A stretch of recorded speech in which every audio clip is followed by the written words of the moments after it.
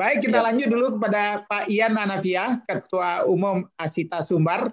Kita dengarkan bagaimana pula refleksi beliau. Kami persilakan Pak Ian. Bismillahirrahmanirrahim. Assalamualaikum warahmatullahi wabarakatuh. Waalaikumsalam warahmatullahi wabarakatuh. Terima kasih Pak Prof. Tertumpang salam kepada pembicara sebelumnya. Senang hati saya hari ini saya diundang untuk ikut nimbrung di tokoh-tokoh hebat Sumatera Barat ini. Dan tidak dengan topik kita adalah pariwisata Sumatera Barat ke depan. Kami industri pariwisata khususnya travel agent seperti ketum saya sampaikan tadi Pak Asnawi bahwa kita paling terdampak. Kita terdampak terbawah dan nanti akan diperkirakan akan bangkit terakhir untuk setelah pandemi ini.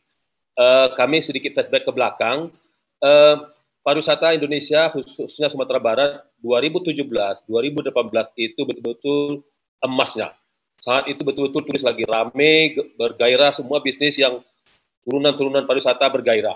Karena bergairah itu banyaklah teman-teman melakukan investasi. Mulai dari beli bus pariwisata, ada beli mobil untuk rental, kalau teman-teman lain ada buka restoran, kuliner, souvenir, oleh-oleh, dan lain-lain. Dan data Kementerian Pariwisata 2018 itu 280 juta orang Wisnu yang datang, yang berkeliling di Indonesia. Itu suatu data yang jumlah yang besar dan bisa kebayang berapa pergerakan ekonomi yang diakibatkan oleh 280 juta Wisnu di Indonesia. Nah, pariwisata mulai kena dampak itu sebelum COVID. Setahun sebelum COVID kita sudah mulai diterpa oleh badai, yaitu 2019 awal kita mulai badai pariwisata akibat kesalahan kebijakan oleh pemerintah pusat.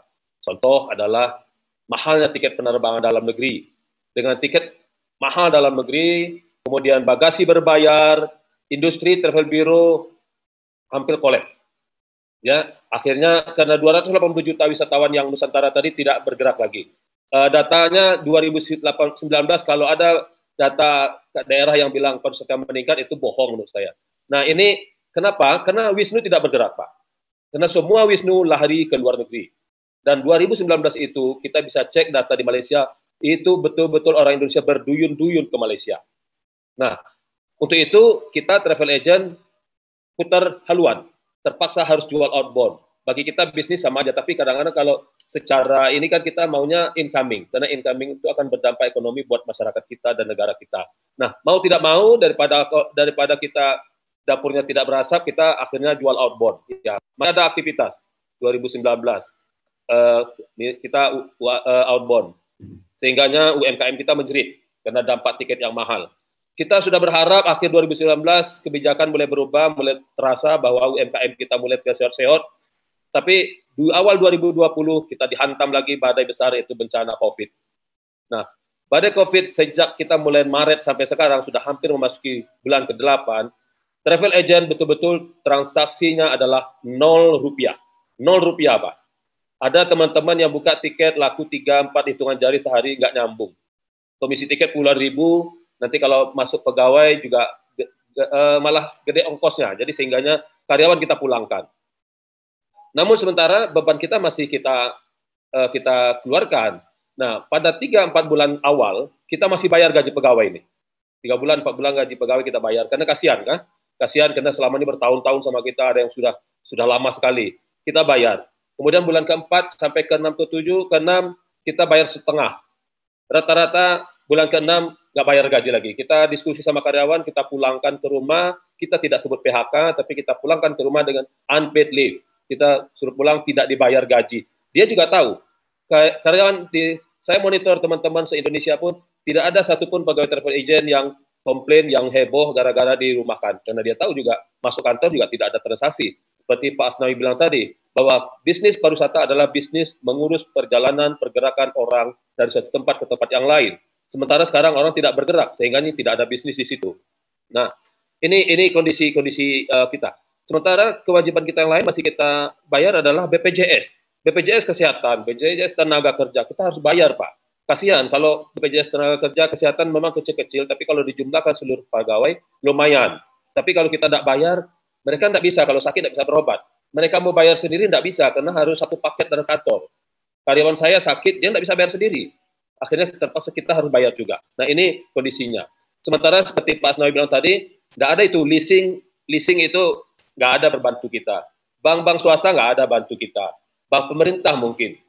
Bank swasta meringankan pokok plus bunga, pokok nggak bayar, bunga yang bayar, di akhir nanti bayar pokok plus bunga. Berarti bank menerima bunga 2 kali. Sehingga sebagian teman-teman kita sekarang sudah macet kreditnya.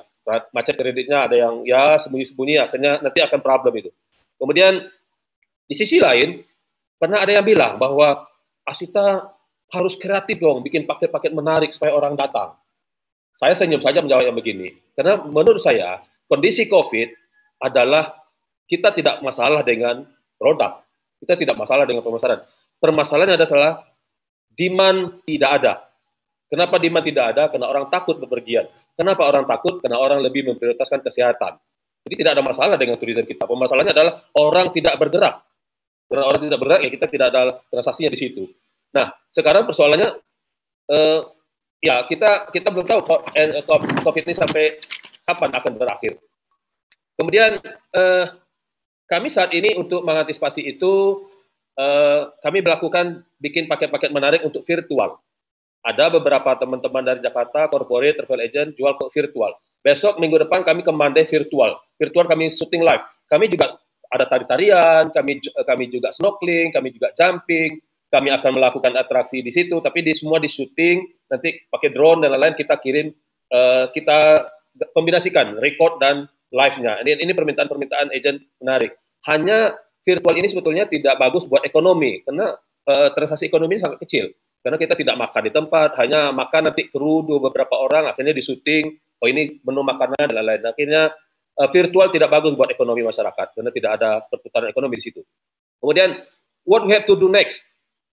Pasca COVID ini, kalau memang COVID ini akan berakhir sebulan lagi kah, 2 bulan lagi kah, setahun lagi kah, kita tidak tahu, nobody knows. Akhirnya kita cuma bisa berdoa agar segera berakhir. Kemudian kita ambil hikmahnya, mulai dari pimpinan daerah sampai ke masyarakat, harusnya menyadari bahwa pariwisata itu penting. Bahwa pariwisata itu adalah kepeng. Dengan kepeng kita bisa mesejahterakan orang banyak. Itu pariwisata. Nah ini kita hendaknya semua sadar kondisi saat sekarang. Kemudian kami berharap karena di sini ada 4 calon gubernur dan wakil gubernur, kami sangat berharap kepala daerah ke depan, gubernur sebagai leader harus bisa merangkul sebagai koordinator kepala daerah kabupaten kota yang lain. Karena jujur, sorry to say Pak, banyak beberapa kepala daerah yang tidak bisa sinergi dengan tetangganya. Kabupaten A nggak mau support kabupaten B. Kabupaten B nggak mau support kota A. Sehingganya ini seorang gubernur harus bisa merangkul ini, tidak terjadi lagi bahwa pariwisata itu tidak bisa berdiri sendiri. Tidak ada namanya main destination bisa disupport oleh sendiri berjalan. Tidak bisa pariwisata berjalan sendiri, harus disupport oleh yang lain. Soalnya kita menuju ke kota A. Akhirnya kita akan melewati kota B, kota C. Kota B, kota C harus dibangun supaya kota A merasa lebih tersupport. Dan kota B, kota C harus misalnya terangkat. Bukan dia menolong kota A, tapi dia saling terangkat. Sehingga kita harus saling isi. Kemudian kita perlukan link yang kuat Pak ke pemerintah pusat untuk bisa menarik dukungan-dukungan kementerian dan pusat dan lain-lain. Sayang sekali kalau potensi besar Sumatera Barat sekarang kita katakan dari tadi semua narasumber bilang kita potensi pariwisata, tapi sayang potensi besar kita tidak masuk ke prioritas nasional. Kalau nggak masuk ke prioritas nasional, sehingganya perhatian jadi juga berkurang.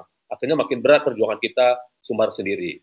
Kemudian Sumatera Barat, saya baru saja pulang dari Mandai tadi pagi. Itu Mandai, itu sebetulnya bisa menjadi highlight destinasi pariwisata Sumbar ke depan yang akan menjadi wah. Hanya sekarang posisi Mandai itu image dari teman-teman dari Jakarta, corporate dan travel agent. Mandai terkesan wisata destinasi murah. Kenapa saya katakan murah? Karena orang ke Mandai, orang nggak bisa menikmati yang wah, Pak. Ke Mandai makannya nasi kotak, nasi bungkus, kapalnya kapal biasa saja. Nah ini market yang kelas ini kita cari. Kita bisa cari, karena Mandai itu potensi besar, alamnya begitu luar biasa, jalan baru yang bagus, bisa dijual. Baru saja saya nginap di Langkisau Resort, bisa dibenahi. Kurang-kurangnya kita benahi. Seperti Pak Indra Cati bilang tadi, kondisi sekarang saatnya kita berbenah, yang kurang-kurang kita benahi supaya Begitu COVID selesai, kita bisa langsung lari dan poin-poinnya kita terapkan dari sekarang dan kita benahi yang kurang-kurang. Jadi hendaknya bisa menjadi potensi yang besar. Terakhir, kita harapkan Pak, karena di sini diaspora adalah orang perantau Minang, kita harapkan perantau target market terdekat di Sumatera Barat. Karena perantau inilah yang akan memperhatikan Sumatera Barat. Karena tolong termute apanya Pak Navia, apanya termute, di unmute lagi mic-nya. Ya. Oke.